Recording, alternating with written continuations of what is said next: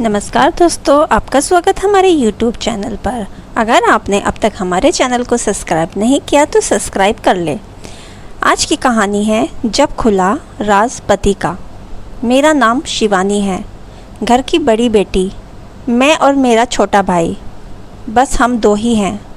Mummy daddy मेरे बहुत अच्छे हैं, मुझे बहुत सपोर्ट किया, जितना चाहा मुझे पढ़ाया। मैंने बीएड किया है। हमेशा से मुझे टीचर ही बनना था। मुझे बच्चे अच्छे लगते हैं।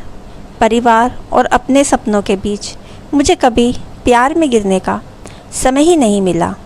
मैं शुरू से ही अरेंज मैरिज चाहती थी। मम्मी पापा जो भी मेरे लिए लड़का देखेंगे वो अच्छा ही होगा। मुझे पता है वो मेरी हाँ ज़रूर पूछेंगे। अब मम्मी पापा ने मेरी शादी की तैयारियां तेज कर दी हैं। एक लड़का इस परिवार रविवार मुझे देखने आने वाला है। लड़के की तस्वीर उसके पहले आ गई है। पापा पहले लड़के की खोज खबर अच्छे से निकलवा लेते हैं, फिर ही मुझे किसी की तस्वीर दिखाते हैं। अब आज रविवार भी आ गया। मुझे लगा शायद वो भी रिजेक्ट हो गया होगा, इसलिए अभी तक मुझे लड़का दिखाया नहीं गया। मैं सोकर उठी तो मम्मी मेरे कमरे में आई, बोली बेटा लड़के वाले आने वाले हैं, तो तैयार हो जा। बहुत ही शॉर्ट नोटिस में मुझे तैयार होने को बोला। लड़के वाले आ गए। मैं अभी भी किचन में हूँ, नाश्ते और चाय की प्लेट जमा रही हूँ। बाहर से मुझे बात करने की आवाज़ें सुनाई दे रही हैं। कुछ ही मिनटों के बाद मम्मी की आवाज़ आई। मैं बाहर ट्रे लेकर गई। ट्रे रखकर मैंने सबसे पहले उसके मम्मी पापा को नमस्ते किया। फिर मैंने उसकी तरफ देखा। सच बोलूँ तो लड़का बहुत स्मार्ट था। सिंपल शर्ट और जीन्स में आया है। चेहरे पर एक मासूमियत थी। मैंने तो मन में हाँ कर दी थी, पर मेरी हाँ से क्या होता है, उसे भी मैं पसंद आनी चाहिए। फिर घर वालों ने बोला कि बेटा अकेले में कुछ बात करनी हो तो कर लो। उसने मना किया, पर फिर भी घर वालों ने हमें अकेले कमरे में भेज दिया। चुप रहा वो। मुझे लगा मैं उसे पसंद नहीं हूँ, इसलिए बात नहीं कर रहा। फिर मैंने ही चुप्पी तोड़ की पूछा, आप क्या करते हैं? बोला मेरा नाम तो आपको पता होगा। नहीं भी हो तो मैं बता देता हूँ। मेरा नाम मयूर है। बिजनेस है प्रॉपर्टी का। अपने बारे में फिर बताने लगा। कुछ देर बाद हमारी बात हुई। फिर बाहर से मम्मी की आवाज़ आ गई। बड़ों में बात हुई और रिश्ता तय हो गया। उसके घर वाले जल्द ही शादी करना चाहते थे। पिताजी ने अपनी खोज कर ली थी, इसलिए शादी 1 महीने बाद ही तय हो गई। इस दौरान मैंने मयूर का नंबर लेकर उससे बात करनी चाही। मुझे लगा ही वो थोड़े शर्मीले हैं, इसलिए मैंने ही पहल की।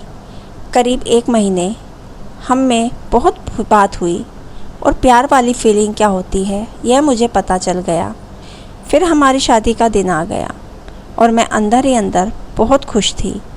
मम्मी पापा को छोड़ जाने का गम तो था ही, लेकिन मुझे लगा कि मुझे सही जीवन साथी मिल गया है। सुहाग रात आ गई। मैं थोड़ी घबराई बैठी थी बेड पर। वो आए और मेरी तरफ देखा। मैंने भी हल्की सी स्माइल पास की। मयूर ने कुर्ता पहन रखा था। वो थोड़े घबराए लग रहे थे। मुझे लगा जैसे मैं नर्वस हूँ। शायद वो भी इसी तरह होंगे। मयूर अब बाथरूम गए और कुर्ता चेंज करके आए। फिर मयूर आकर बोले कि बहुत थक गई होगी, शायद आज आराम कर लो। मुझे लगा वो भी थके हैं, इसलिए मैंने ज़्यादा सवाल जवाब नहीं किए। अगली सुबह वो बाथरूम में फ़्रेश होकर नहाकर और कपड़े भी अंदर ही चेंज करके आए। मुझे थोड़ा अजीब लगा। फिर मैंने सोचा शायद ही उसकी यह आदत होगी। अगली रात फिर आई और मयूर ने फिर ऐसा ही किया। अभी तक वो मेरे पास भी नहीं आए थे। अब मुझे लगा कि मयूर कुछ छुपा रहे हैं, क्योंकि उसके चेहरे पर साफ दिखाई दे रहा है। अगली रात जब वो बाथरूम में कपड़े चेंज करके आए तो मैंने उन्हें टोक ही दिया। आप क्या छुपा रहे हैं? कुछ बात है तो आप मुझसे कह सकते हैं। वो बोले बात तो है, जल्द ही तुम्हें पता चल ही जाएगा, पर तुम्हें शायद बुरा लगेगा।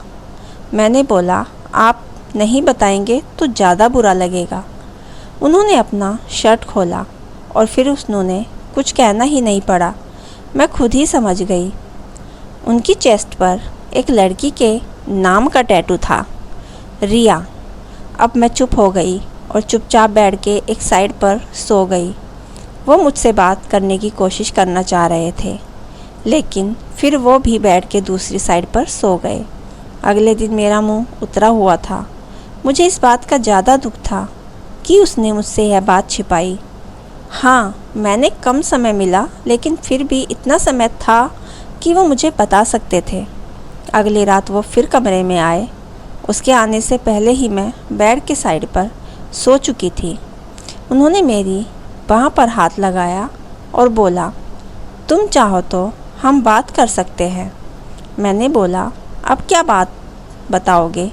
वो बोले कि मैं उस लड़की से प्यार करता था, लेकिन रिया को हमेशा से विदेश में शिफ्ट होना था, इसलिए जब उसे मौका मिला तो वो चली गई। मैंने पूछा, वो तुम्हें छोड़कर किसी और के साथ चली गई? वो बोले, हाँ, मैं चाहता तो यह टैटू को साफ़ करवा लेता, लेकिन मैंने सोचा पहले तुम्हें बताऊंगा। तुम्हारी बातों में मुझे लगा कि तुम समझोगी। फिर वो चुप हो गए। मैंने बोला, तुम मुझे शादी से पहले भी बता सकते थे। वो बोले, अगर मैं बताता तो क्या तुम शादी नहीं करती? और अगर अब भी तुम जाना चाहो तो जा सकती हो। मैं वहीं रुकूंगा, जो तुम्हें अच्छा लगेगा। उस रात मेरा गुस्सा पता नहीं कहाँ चला गया, लेकिन थोड़ा डर भी था, कहीं फिर से झूठ तो नहीं बोल रहे। मासूम शक्ल बनाकर मैंने कुछ जवाब नहीं दिया। लगभग 3 महीने तक हमारी बात नहीं हुई। मैं भी अपने पापा की तरह उनकी परीक्षा ले रही थी। फिर एक रात मैंने उनसे पूछा, उस लड़की से ज़्यादा प्यार करोगे मुझे?